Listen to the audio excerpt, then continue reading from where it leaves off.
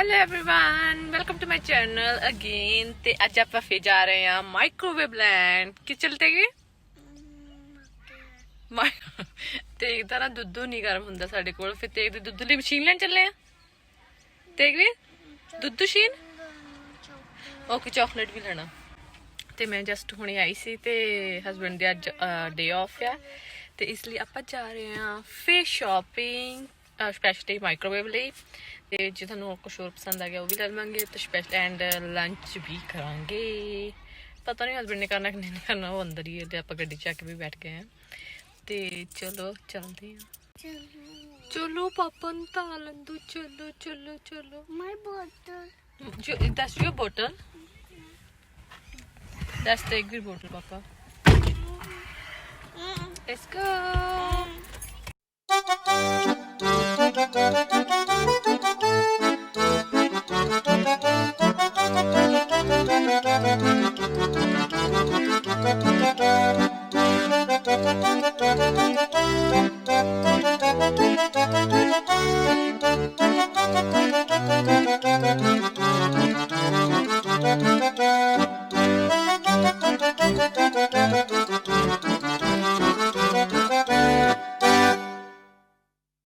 Sleeping गुगू नाना मेरा स्लीपिंग करता तो बड़ा हो गया मेरा पुत। प्रैम विच भी नहीं पूरा होंदा। पहला प्रैम भी अली वड्डी हुंदी सी ना, ये वाली दसदा ही हुंदा सी विच पिया, छोटा जिहा हुंदा, छोटा जिहा। न्याणे कदों वड्डे हुंदे पता नहीं चलदा।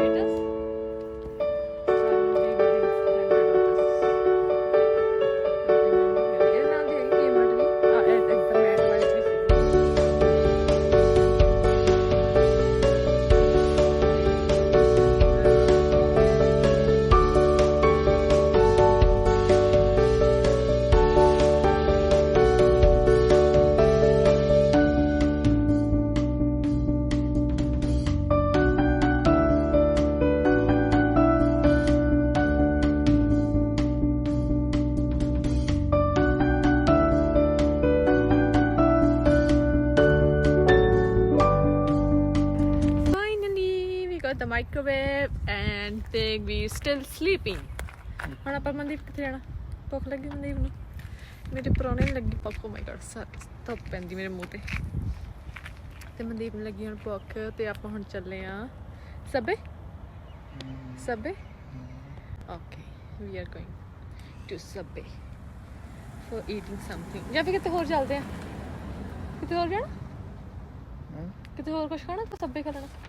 ਹੋਰ ਕਿੱਥੇ ਜਾਣਾ? इंडियन कुछ खाना दो, चटपट हाउस राधे फिर सीधा जाके हाँ we are going to lunch now. Lunch नहीं, ये ऑलमोस्ट डिनर ही होने वाला है साडा इवनिंग स्नैक। भुख बहुत ज़्यादा लगी, मैं सवेर दा कुछ नहीं खाता। मनदीप ने कहता सवेर दा बहुत भुख लगी। मैं सवेर दा ना मतलब एक एप्पल खाता, थानू पता फिर तुझा बाटा भर के सीरियल खाता थोड़ा ही खाते पूरा बाटा दा भरिया होंदा सीरियल दा। मैं एक छोटा जिहा एप्पल खाता। लुक मेरे छोटा बेबी, ए न्यूबॉर्न बेबी की करदा? मम्मा दे कुछ चढ़िया न्यूबॉर्न बेबी है, ए न्यूबॉर्न बेबी है। अच्छा देखने की पीना दसो? कोक। कोक पीना? देखने कोक, मेरे पुत ने कोक पीना। असीं आके रोटी खाण हुण बहुत भुख लगी, मैनूं चक्कर आउण। मुझे जल्दी जल्दी ऑर्डर कर दो।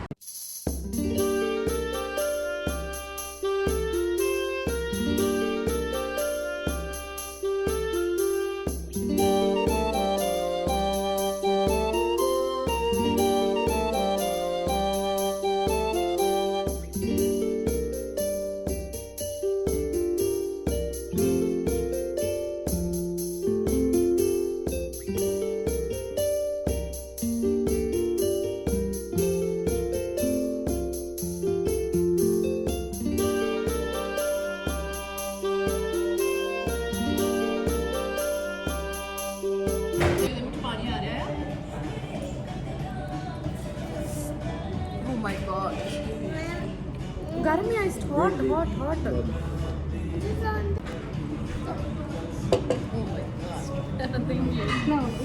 मैं पीना पापा को दे पापा ने पी लेना जो होते हैं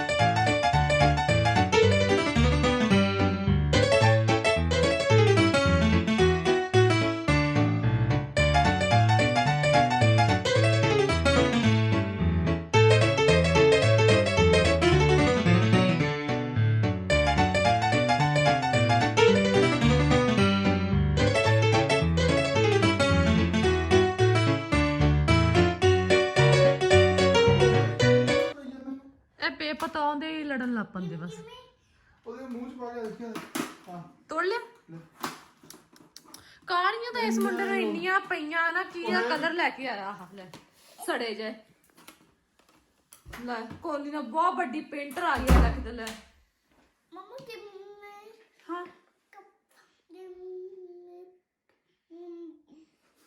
ਪੇਪਰ ਇੱਟਾ ਪਾ ਬਾਏ ਪੇਪਰ ਕਿੰਨੇ we got this microwave finally we got it ਹੁਣ ਮਨਦੀਪ ਕਰੂਗੇ ਨੂੰ ਓਪਨ ਹਾਂ no go and get it no you go and get it no no no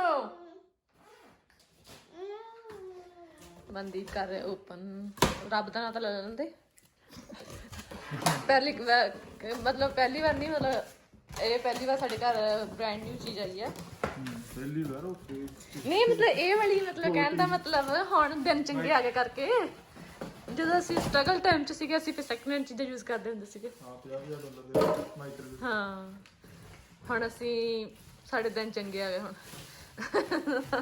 ਹਨਾ ਮੰਨੇ ਹੁਣ ਅਸੀਂ ਬ੍ਰਾਂਡ ਨਿਊ ਚੀਜ਼ਾਂ ਯੂਜ਼ ਕਰਦੇ ਤੇ ਦੋ ਵੇਲੇ ਰੱਬ ਦਾ ਸ਼ੁਕਰਾਨਾ ਵੀ ਕਰਦੇ ਹੌਲੀ ਹੌਲੀ ਪਤੀ ਦੇਵ ਹੌਲੀ ਹੌਲੀ